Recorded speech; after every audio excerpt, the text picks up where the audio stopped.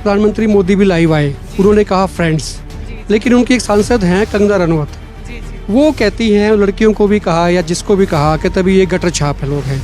इस पूरे मसले को आप कैसे देखते हैं? वो अभिनेत्री ज्यादा है, वो नेत्री नहीं है। जिस तरह का गाली गलौज भी हुआ है, मैंने कहता कि सभी ने किया, लेकिन वो लाइमलाइट में आई चीज़ें इंस्टाग्राम पे खूब रील्स चली हैं जिनको हम दोहरा भी नहीं सकते हैं। इसको आप कैसे देखते हैं? क्या ये जो जनरेशन आ रही है उसके लिए वाजिब है, ठीक है, या ऐसा नहीं होना चाहिए था? जब सभ्य तरीके से आवाज ना सुनी जाए तभी ये जो युवा हैं ये असभ्य हो जाते हैं। 5 तारीख को अपना इंसो जो है वो अपना स्थापना दिवस मना रही चंडीगढ़ में, कैसे देखते हैं आप? एक ना पत्रकारिता में होता है कई बार ना, एक रोविंग रिपोर्टर बोलते हैं उसको। रोविंग बोले तो भाई एक ऐसा रिपोर्टर है जिसको दिल्ली भेज देते हैं, गुड़गांव भेज देते हैं, उसको फाजिलका भी भेज देते हैं कि तभी जाओ वहाँ पे कवर कराओ, बड़े मुद्दे होते हैं। तो सुनैना चौटाला भी जो है ना INLD की रोविंग नेता है, मतलब वो डबवाली में भी काम करती हैं, जुलाना भी जाती हैं, फतेहाबाद से चुनाव लड़ती हैं। तो अभी फतेहाबाद में संपत सिंह कहते नहीं मेरा घर है ये। क्या मान के चले, सुनैना चौटाला ने फीते कस लिए हैं, तो ये कहाँ के लिए कसे हैं? मतलब अगला जो डेस्टिनेशन है जहाँ से झंडा गाड़ेंगी, चिमटा गाड़ेंगी, जिसको कह सकते हैं, वो कहाँ रहेगा? 2029 तक हमने अपने फीते कस रखे हैं। कई बार क्या होता है सुनैना जी, किसी बड़े नेता के साथ में एक दौर आता है, कभी ऊंचाइयां छूता है, कभी नीचे आता है, डाउनफॉल आता है, कभी अपर होता है। कुलदीप बिश्नोई के साथ भी ऐसा ही हो रहा है। उनकी थोड़ी सी जो हमें उनके कार्यकर्ताओं को लगता है, हमको भी दिख रहा होता है कि बेकदरी हो रही है। आप कैसे देखते हैं? कोई हमदर्दी होती है हमसे? नमस्कार, एक मत पोस्ट में आपका बहुत बहुत स्वागत है। मैं हूं सर्वेश कुकरा, मेरे साथ सुनैना चौटाला है, इनेलो की प्रदेश महिला प्रभारी हैं।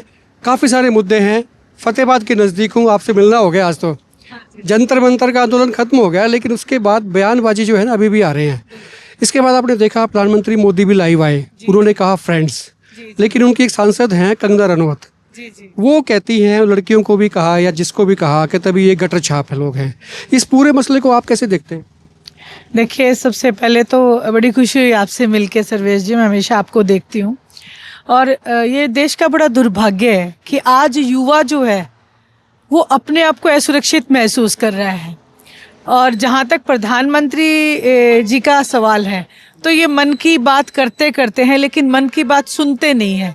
जबकि अगर आप राजनीति में हैं और आप एक देश को हैंडल कर रहे हैं, आप देश के प्रधानमंत्री हैं, तो सबसे पहला कर्तव्य बनता है कि आपको सुननी चाहिए, और सुनने के बाद उस बात को मानना भी चाहिए। क्योंकि आज युवा जिस चीज़ के लिए परेशान है वो एक छोटी बात नहीं है।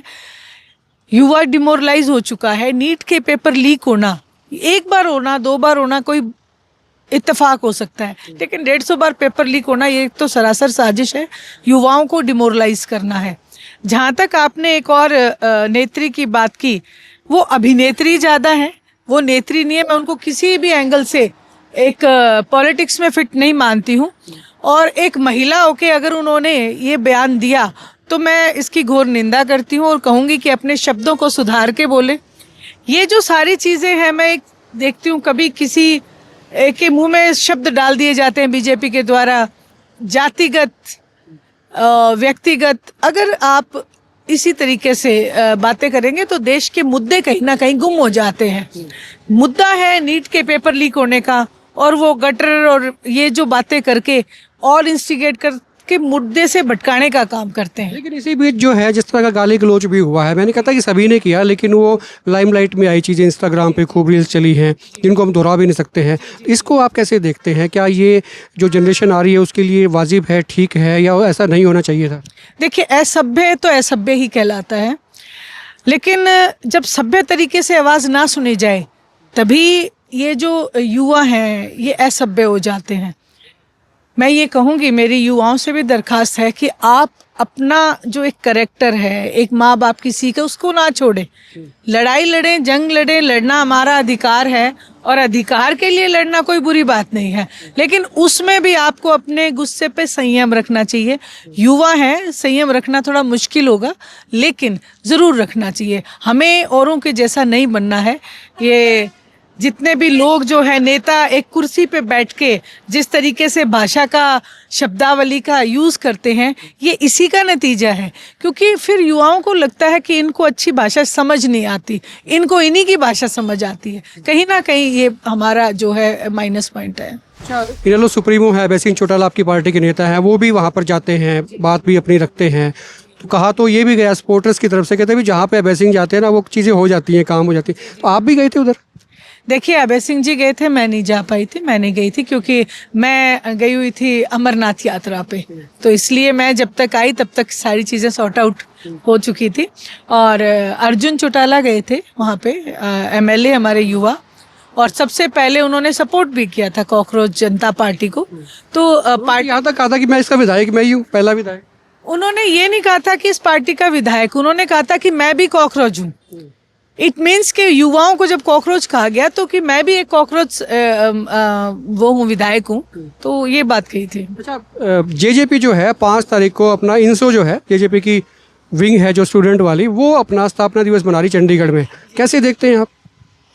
नहीं, वो पार्टी है उनकी, मनाए वो स्थापना दिवस। हर पार्टी अपने अपने लिए कोशिश करती है तो मनाए वो। तो कहते हैं हम ही ऐसे हैं जो पार्टी में छात्रों की बात उठाते हैं, छात्रों के मुद्दे उठाते हैं, छात्र संघ के चुनाव की बात हम ही करते हैं और तो कोई करता ही नहीं है। देखिए, वही ऐसे हैं जिन्होंने बीजेपी से समझौता किया था और लोगों के बीच में ये कहा था कि हम कभी भी बीजेपी के साथ नहीं जाएंगे। अब उनकी बात तो वही बता सकते हैं, मैं तो नहीं बता सकती। अच्छा, एक ना पत्रकारिता में होता है कई बार ना, एक रोविंग रिपोर्टर बोलते हैं उसको, रोविंग बोले तो भाई एक ऐसा रिपोर्टर है जिसको दिल्ली भेज देते हैं, गुड़गांव भेज देते हैं, उसको फाजिलका भी भेज देते हैं, कहते भी जाओ वहाँ पे कवर कराओ, बड़े मुद्दे होते हैं। तो सुनैना चौटाला भी जो है ना आईएनएलडी की रोविंग नेता है, मतलब वो डबवाली में भी काम करती हैं, जुलाना भी जाती हैं, फतेहाबाद से चुनाव लड़ती हैं। तो अभी फतेहाबाद में संपत सिंह कहते नहीं मेरा घर है ये। जी, देखिए, मैं प्रदेश प्रभारी हूँ, तो इस नाते मैं पूरे हरियाणा प्रदेश में जाती हूँ और महिलाओं की जिम्मेवारी अभय सिंह जी चौटाला ने दी है। मेरी कोशिश है कि अभय सिंह जी चौटाला को 90 महिला जो है कैंडिडेट दूँ। जब तक महिलाएं आगे नहीं आएंगी, आज डिमांड भी है। अब भारतीय जनता पार्टी और कांग्रेस ने तो हमारे साथ धोखा किया, 33% नहीं दिया। कम से कम हम अपनी पार्टी के अंदर तो 33% महिलाओं को आगे ला सकते हैं। तो ये क्या मान के चले, अभी सुनैना चौटाला ने फीते कस लिए हैं, तो ये कहाँ के लिए कसे हैं? मतलब अगला जो डेस्टिनेशन है जहाँ से झंडा गाड़ेंगी, चिमटा गाड़ेंगी, जिसको कह सकते हैं, वो कहाँ रहेगा? देखिए, एक मकसद है, आदरणीय अभय सिंह जी चौटाला को मुख्यमंत्री बनाना है और तब तक इंडियन नेशनल लोकदल पार्टी का कोई कार्यकर्ता चैन की सांस नहीं लेगा। 2029 तक हमने अपने फिते कस रखे हैं और 2029 में निश्चित रूप से, ये मैं नहीं कहती, आज 70% हरियाणा प्रदेश की जनता कह रही है कि एक मौका अभय सिंह जी चौटाला को जरूर देंगे। तो मैं तो यही कहूंगी कि फिते सबने ही कस रखे। वो सही है, अभय सिंह चौटाला के लिए सारे लोग बात बोलते हैं, सब चीज़ें हैं, लेकिन कभी कभी कुछ आता है दिमाग में कि भी हाँ ये संपत सिंह यहाँ पे आगे हैं तो यहीं पे थोड़ी सी राइवलरी होती है, क्लासेस इंटरनल होते हैं, अभी बाहर से नहीं है लेकिन अंदर खाते हैं क्योंकि कर्म भूमि रही है। तो अभी भी आप फतेहाबाद, कल से आपके दौरे हैं फतेहाबाद में, है ना, तो वो भी कहते हैं मेरे भी दौरे चल रहे होते हैं। तो ये कभी लग रहा है जाके आगे जाके जो है ना क्लासेस तो होंगी। देखिए, एक तो किसी चैनल चला भी दिया था, कहते भी नल्लो में जो है ना ये हो रहा है वो हो रहा है। जो भी उनको समझ में आया, शायद उनको गलत समझ आया, वो किसी चैनल ने उनका नंबर, फ़ोन नंबर भी नहीं मिला मुझे, जो चैनल वाले हैं।